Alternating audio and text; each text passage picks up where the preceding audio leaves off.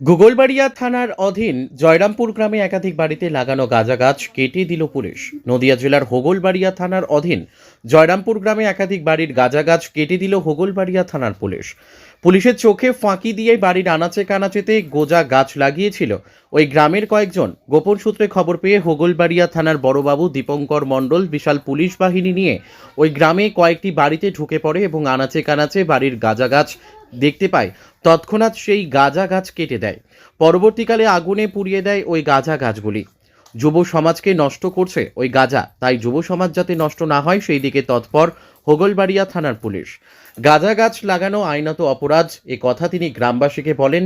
ওই থানার বড়বাবু দীপঙ্কর বাবুর চেষ্টায় প্রচুর গাঁজা গাছ কেটে পুড়িয়ে দেওয়া হলো গ্রামবাসীর সামনে। গাঁজা গাছ কাটা ও পুড়িয়ে দেওয়া দেখতে গ্রামের লোকজন ভিড় জমিয়েছিলেন। এই গাঁজা গাছ দমন অভিযানে ওই থানার বড়বাবু দীপঙ্কর মণ্ডলকে সাধুবাদ জানিয়েছেন গ্রামবাসী। ওই বড়বাবুর প্রশংসাও করেছেন এলাকাবাসী।